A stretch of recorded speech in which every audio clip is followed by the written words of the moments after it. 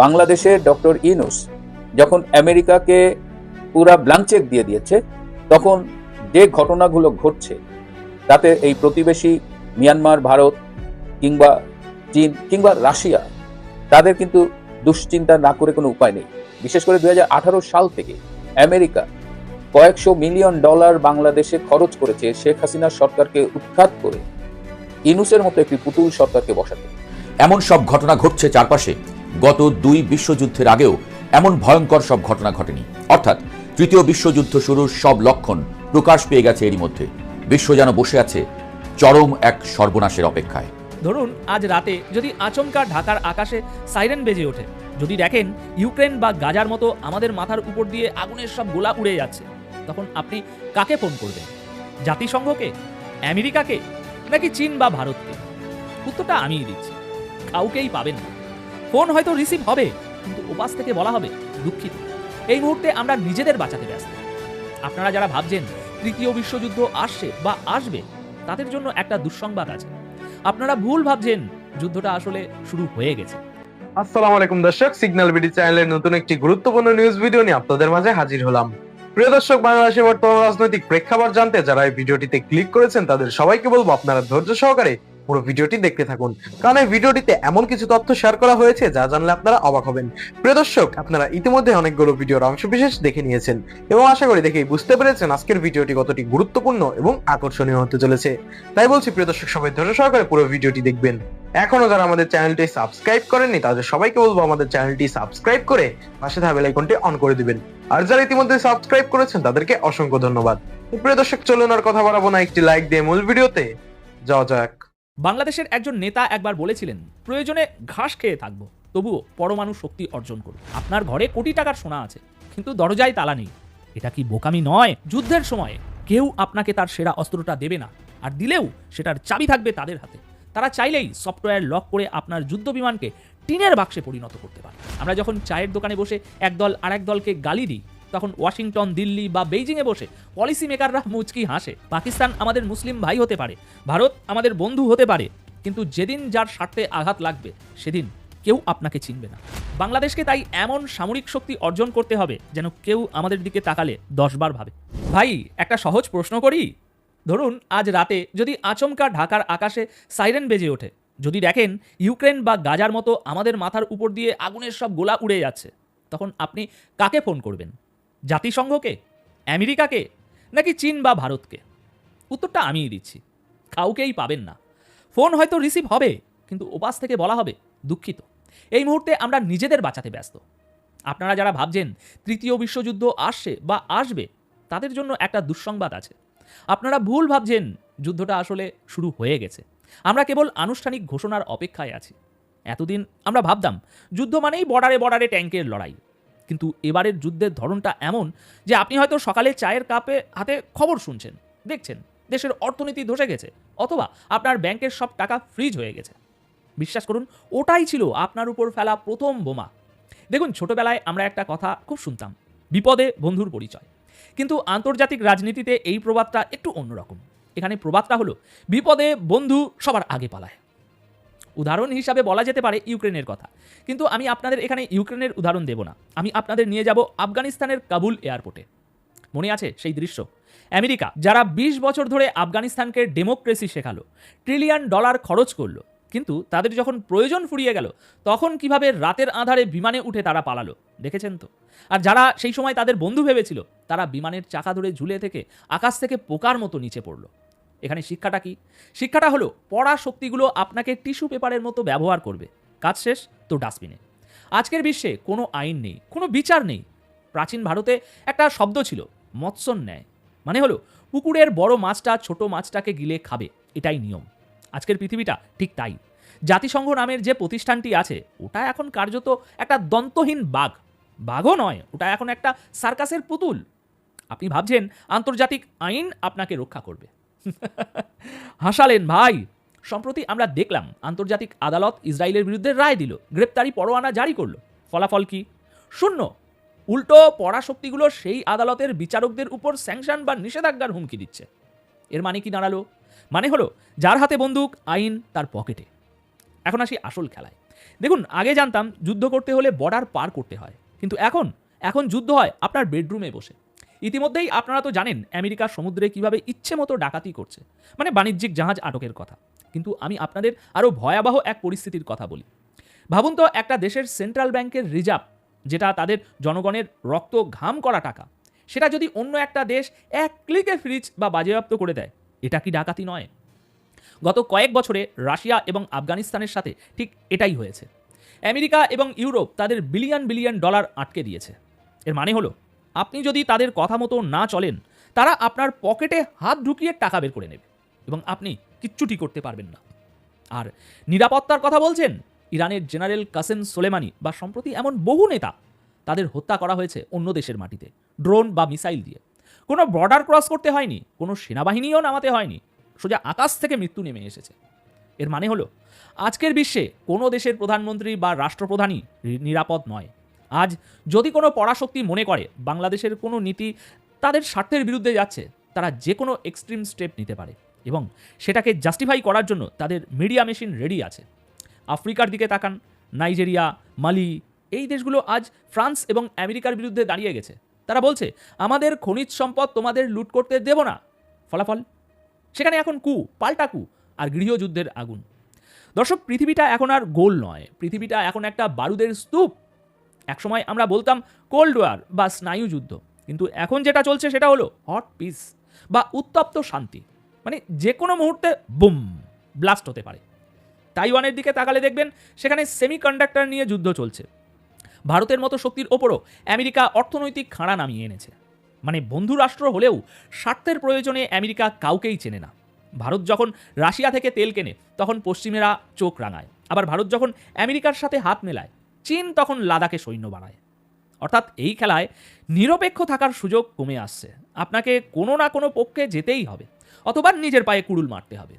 তাই এখন সবথেকে বড় প্রশ্ন হলো, এই আগ্নেয়গিরির উপরে বসে থাকা বিশ্বে 18 কোটি মানুষের বাংলাদেশ কোথায়? দেখুন, আমরা খুব গর্ব করে বলি বাংলাদেশের ভৌগোলিক অবস্থান খুব গুরুত্বপূর্ণ। আমরা হলাম দক্ষিণ এশিয়ার গেটওয়ে। কিন্তু মনে রাখবেন, সুন্দরী নারীর যেমন শত্রু বেশি, তেমনই স্ট্র্যাটেজিক লোকেশনের যে দেশগুলো, সেই দেশগুলোর বিপদও বেশি। শকুনের চোখ সবসময় ওই জায়গার উপরে থাকে। অনেকে বলেন, ভাই আমরা শান্তিপ্রিয় জাতি, আমরা কারোর সাথে ঝামেলায় নাই। কিন্তু ইতিহাস সাক্ষী, দুর্বলরা কখনোই শান্তি পায় না। শান্তি তাদেরই প্রাপ্য যাদের যুদ্ধ করার ক্ষমতা আছে। দেখুন, রোমানরা একটা কথা বলতো, সি ভিস পাসেম পারাবুলেম, অর্থাৎ if you want peace prepare for war. যদি তুমি শান্তি চাও, তাহলে যুদ্ধের জন্য প্রস্তুত হও। বাংলাদেশের কিছু সুশীল সমাজ বলেন, সামরিক খাতে বাজেট কমানো উচিত, ওটা দিয়ে স্কুল কলেজ বানানো উচিত। শুনতে খুব ভালো লাগে, তাই না? আবেগপূর্ণ কথা। কিন্তু ইউক্রেনের স্কুল কলেজগুলো এখন কি অবস্থায় আছে দেখেছেন? ধ্বংসস্তূপ। গাজার হাসপাতালগুলো কি অবস্থায়? মাটির সাথে মিশে গেছে। কেন? কারণ তাদের আকাশ রক্ষা করার মতো আয়রন ডোম ছিল না, তাদের পাল্টা মারার মতো যথেষ্ট শক্তি ছিল না। বাংলাদেশের একজন নেতা একবার বলেছিলেন, প্রয়োজনে ঘাস খেয়ে থাকবো, তবুও পরমাণু শক্তি অর্জন করব। এটা পাকিস্তান প্রসঙ্গে বলা হয়েছিল, কিন্তু দর্শনটা এখানে বুঝুন। আমি বলছি না বাংলাদেশকে ঘাস খেতে হবে, আমি বলছি বাংলাদেশের মানসিকতা বদলাতে হবে। আমরা মেগা প্রজেক্ট করছি, পদ্মা সেতু করছি, টানেল করছি, চমৎকার। কিন্তু এই সম্পদ রক্ষা করার মতো পাহারাদার কি আমরা তৈরি করেছি? আপনার ঘরে কোটি টাকার সোনা আছে, কিন্তু দরজায় তালা নেই। এটা কি বোকামি নয়? তুরস্কের দিকে তাকান, তারা ন্যাটো মেম্বার হয়েও আমেরিকার উপর ভরসা করেনি। তারা নিজেদের ড্রোন টেকনোলজি বাইরাক্তার বানিয়েছে, আজ সারা বিশ্ব তাদের সমীহ করে। ইরান বছরের পর বছর নিষেধাজ্ঞার মধ্যে থেকেও নিজেদের মিসাইল বানিয়েছে। আর বাংলাদেশ এখনো ভাবছে বিদেশ থেকে পুরনো যুদ্ধবিমান কিনে দেশ রক্ষা করব। মনে রাখবেন, যুদ্ধের সময় কেউ আপনাকে তার সেরা অস্ত্রটা দেবে না, আর দিলেও সেটার চাবি থাকবে তাদের হাতে। তারা চাইলেই সফটওয়্যার লক করে আপনার যুদ্ধবিমানকে টিনের বাক্সে পরিণত করতে পারে। তবে বাইরের শকুনের চেয়েও বড় ভয় কি জানেন? বড় ভয় হলো আমাদের ভিতরের উই পোকাগুলো, আমাদের জাতীয় ঐক্যের ফাটল। আমরা যখন চায়ের দোকানে বসে একদল আরেক দলকে গালি দিই, তখন ওয়াশিংটন, দিল্লি বা বেইজিংয়ে বসে পলিসি মেকাররা মুচকি হাসে। তারা জানে এদের আক্রমণ করার দরকার নেই, এদের মধ্যে একটু উস্কানি দিলেই এরা নিজেরাই নিজেদের দেশকে শেষ করে দেবে। বাংলাদেশে এমন কিছু ইন্টেলেকচুয়াল বা বুদ্ধিজীবী আছেন যারা বিদেশি দূতাবাসে গিয়ে ধর্ণা দেন, দেশের সমস্যা সমাধানের জন্য বিদেশিদের পায়ে ধরা। এর চেয়ে লজ্জার আর কিছু হতে পারে না। এরা হলো আধুনিক যুগের মির্জাফর। 1971 সালে আমরা দেখেছি ঘরের শত্রুরা কতটা ভয়ঙ্কর হতে পারে। 2025-26 সালে এসেও সেই চরিত্রগুলো কিন্তু বদলায়নি, শুধু তাদের পোশাকটা বদলেছে। দেখুন, একটা জাতি ততক্ষণ পর্যন্ত পরাধীন হয় না যতক্ষণ না তারা মানসিকভাবে পরাধীন হয়। আমরা যদি মনে করি আমেরিকা আমাদের বাঁচাবে বা চীন আমাদের খাওয়াবে, তবে আমরা বোকার স্বর্গে বাস করছি। পাকিস্তান আমাদের মুসলিম ভাই হতে পারে, ভারত আমাদের বন্ধু হতে পারে, কিন্তু যেদিন যার স্বার্থে আঘাত লাগবে সেদিন কেউ আপনাকে চিনবে না। তাহলে এখন সমাধান কি? আমরা কি ভয়ে জবুথবু মেরে কুঁকড়ে থাকবো? একদম না। আমাদের হতে হবে সজারুর মতো। সজারু সিংহকে আক্রমণ করে না, কিন্তু সিংহ জানে সজারুকে গিলতে গেলে মুখ ক্ষতবিক্ষত হয়ে যাবে। বাংলাদেশকে তাই এমন সামরিক শক্তি অর্জন করতে হবে যেন কেউ আমাদের দিকে তাকালে 10 বার ভাবে। এটাকে বলে ডেটারেন্স বা ভীতি সৃষ্টি করা। আমাদের তরুণদের শুধু বিসিএস ক্যাডার বা ব্যাংকার হওয়ার স্বপ্ন দেখালে চলবে না। আমাদের দরকার সায়েন্টিস্ট, যারা ড্রোন বানাবে, যারা সাইবার সিকিউরিটি এক্সপার্ট হবে। কারণ আগামী যুদ্ধটা মিসাইলের চেয়ে বেশি হবে সাইবার ওয়ার্ল্ডে। আপনার ব্যাংকিং সিস্টেম হ্যাক করে পুরো দেশ অচল করে দেওয়া হতে পারে। এখন শেষ করার আগে একটা কথা বলি। দেখুন, ইতিহাস দুর্বলদের মনে রাখে না, ইতিহাস মনে রাখে বিজয়ীদের। 18 কোটি মানুষ যদি এক থাকে, যদি আমরা আমাদের মেরুদণ্ড সোজা রাখি, তাহলে কোনো পরাশক্তি আমাদের দাবিয়ে রাখতে পারবে না। কিন্তু যদি আমরা বিভক্ত থাকি, তবে আমরা হব দাবার বোর্ডের সেই গুটি যা খেলা শেষে বক্সে ভরে রাখা হয়। এখন সিদ্ধান্ত আপনাদের। আপনারা কি দাবার গুটি হতে চান নাকি খেলোয়াড় হতে চান? কমেন্টে জানান বাংলাদেশের বর্তমান প্রতিরক্ষা প্রস্তুতি নিয়ে আপনি কতটা সন্তুষ্ট, নাকি আমাদের আরও অ্যাগ্রেসিভ হওয়া উচিত। পৃথিবী এখন আর কোনো নিয়ম বা শৃঙ্খলার তোয়াক্কা তো করছেই না, বরং এক উন্মত্ত কসাইখানায় পরিণত হয়েছে, যেখানে কেবল ধারালো ছুরির দাপটি শেষ কথা। রাশিয়ার একটা বাণিজ্যিক জাহাজ মাঝ সমুদ্র থেকে তুলে নিয়ে তার ক্রুদের বিচার করার যে ধৃষ্টতা আমেরিকা দেখিয়েছে, তা গত 1 শতাব্দীতে কেউ দেখেনি। এটা স্রেফ আইন লঙ্ঘন নয়, এটা হলো আন্তর্জাতিক সার্বভৌমত্বকে প্রকাশ্যে চড় মারা। সমুদ্রের মুক্ত চলাচলের যে আন্তর্জাতিক নিয়ম ছিল, তাকে এক নিমিষেই ধুলোয় মিশিয়ে দেওয়া হয়েছে।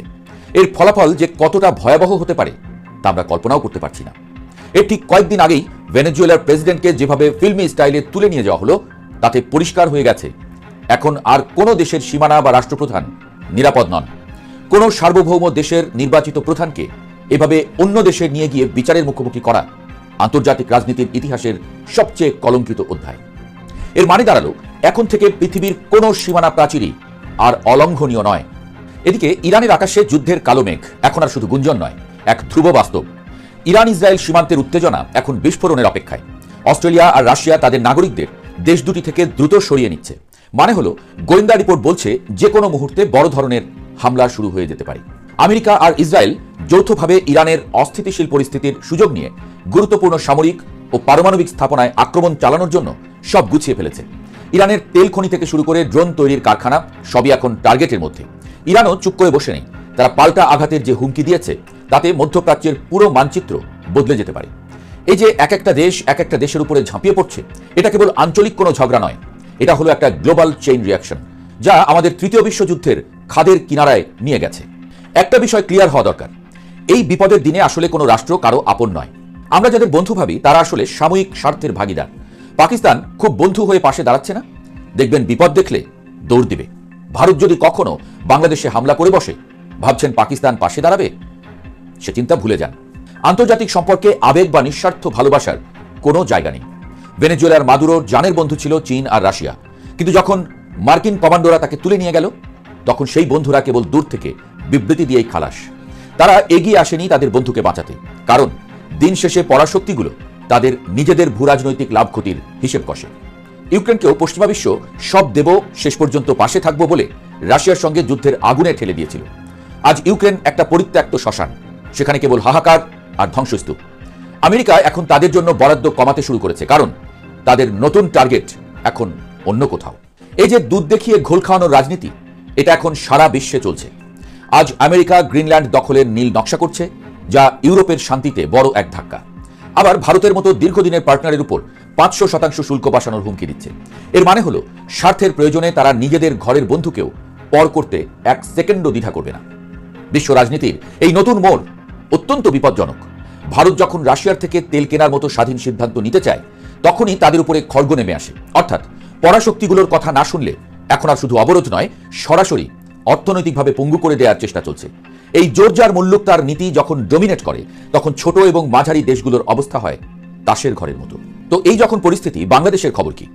প্রশ্ন হলো, এই যে শকুনের থাবা চারিদিকে বিস্তৃত হচ্ছে, আমরা কি তার বাইরে? বাংলাদেশ কি বিদেশি কোনো অপশক্তির থাবা থেকে নিরাপদ? আমাদের কৌশলগত অবস্থান, আমাদের বঙ্গোপসাগর আর আমাদের ক্রমবর্ধমান অর্থনীতি আজ অনেকেরই ঈর্ষার কারণ। 18 কোটি মানুষের এই দেশটাকে যদি আজ আমরা সীনা টান দিয়ে চলার মতো যোগ্য না করি, তবে ইতিহাসের রাস্তা কুঁড়ে হারিয়ে যেতে সময় লাগবে না আমাদের। আমরা কি কোনো বড় শক্তির খেলার গুটি হতে চাই, নাকি নিজেদের ভাগ্য নিজেরা লিখতে চাই? প্রশ্ন সেখানে। বিচারহীনতার এই পৃথিবীতে বিচার চেয়ে সময় নষ্ট করা বোকামি। এখানে টিকে থাকতে হলে শক্তির বিকল্প নেই। ওসমান হাদি একটা কথা বলে গিয়েছিলেন, যা আজ আমাদের জন্য ধ্রুব সত্য বলে মনে হয়। প্রয়োজনে ঘাস খেয়ে হলেও অস্ত্র বানাও বাংলাদেশ। 2 বেলা পেট ভরে পোলাও মাংস খেয়েও যদি আপনার মাথার উপরে ছাদ না থাকে, বা আপনি যদি নিরাপদ না থাকেন, তবে সেই খাবারের কোনো মূল্য নেই। যুদ্ধের এই যুগে প্রস্তুতির অভাব মানেই হলো নিশ্চিত দাসত্ব। সামরিক শক্তি বাড়ানো মানে শুধু ট্যাঙ্ক আর মিসাইল কেনা নয়, এটা হলো আপনার সক্ষমতার ঘোষণা। আমাদের প্রতিরক্ষা ব্যবস্থা এমন হতে হবে যেন কোনো শত্রু আমাদের সীমান্তে আসার আগে 1000 বার ভাবে, 1000 বার কাঁপে। সীনা টান দিয়ে চলাটা বিলাসিতা নয়, এটা আমাদের বেঁচে থাকার অধিকার। আকাশ প্রতিরক্ষা ব্যবস্থা বা এন্টি মিসাইল সিস্টেম আজ আমাদের জন্য অত্যাবশ্যক। আমাদের প্রতিরক্ষা বাজেট নিয়ে যারা নাক সিটকায়, তারা আসলে জানে না যে দুর্বল থাকাই হলো শকুনেরকে দাওয়াত দেওয়া। 18 কোটি মানুষকে নিরাপত্তাহীনতায় রেখে শুধু মেগা প্রজেক্ট বা পলিটিক্স নিয়ে পড়ে থাকাটা হবে ইতিহাসের সবচেয়ে বড় ও আত্মঘাতী বোকামি। সবচেয়ে ভয়ের বিষয় হলো আমাদের অভ্যন্তরীণ বিভেদ। আমরা যখন নিজেরা কামড়াকামড়ি করি, তুচ্ছ রাজনীতি আর চেতনাবাজি নিয়ে মারামারি করি, তখন বাইরের শকুনেরা হাততালি দিয়ে হাসে। বিভক্তি হলো বিদেশি শক্তির প্রবেশের প্রধান দরজা। বিদেশি দালাল চক্র যারা দেশের ভেতরে বসে অন্যের এজেন্ডা বাস্তবায়ন করে, তাদের এখনই চিহ্নিত করে ঝেঁটিয়ে বিদায় করা উচিত। যুদ্ধের ময়দানে কোনো সস্তা আবেগ বা পাতানো বন্ধুত্ব আপনাকে রক্ষা করবে না। যখন মিসাইল আসবে, তখন আপনার রাজনৈতিক পরিচয় সেটি চিনবে না। রক্ষা করবে কেবল আপনার হাতের আধুনিক টেকনোলজি আর আপনার ইস্পাত কঠিন জাতীয় ঐক্য। তরুণ সমাজকে আধুনিক সামরিক প্রশিক্ষণের আওতায় এনে একটা বিশাল রিজার্ভ ফোর্স গড়ে তোলার কথা বলেন কেউ কেউ। অনেকে বলেন এটা সময়ের দাবি। দেশের প্রতিটি নাগরিককে এমনভাবে তৈরি করতে হবে যেন তারা দেশের সার্বভৌমত্ব রক্ষায় দ্বিতীয় বাহিনী হিসেবে কাজ করতে পারে। মনে রাখবেন, অন্যের থেকে অস্ত্র কিনে আপনি বড়জোর একটা লড়াই লড়তে পারবেন, কিন্তু দীর্ঘমেয়াদী যুদ্ধ জিততে হলে নিজেদের প্রযুক্তি নিজেদেরই উদ্ভাবন করতে হবে। প্রিয় দর্শক, ইতিমধ্যে আপনারা আমাদের পুরো ভিডিওটি দেখেছেন। ভিডিওটি দেখে কি জানলেন এবং বুঝলেন, অবশ্যই আপনাদের মূল্যবান মতামতটি আমাদের কমেন্ট বক্সে জানাতে ভুলবেন না। এখনো যারা আমাদের চ্যানেলটি সাবস্ক্রাইব করেননি, তাদের সবাইকে বলবো আমাদের চ্যানেলটি সাবস্ক্রাইব করে পাশে থাকা বেল আইকনটি অন করে দিবেন, এরকম নিত্য নতুন প্রতিদিন গরম গরম নিউজ আপডেট পেতে। ধন্যবাদ সবাইকে।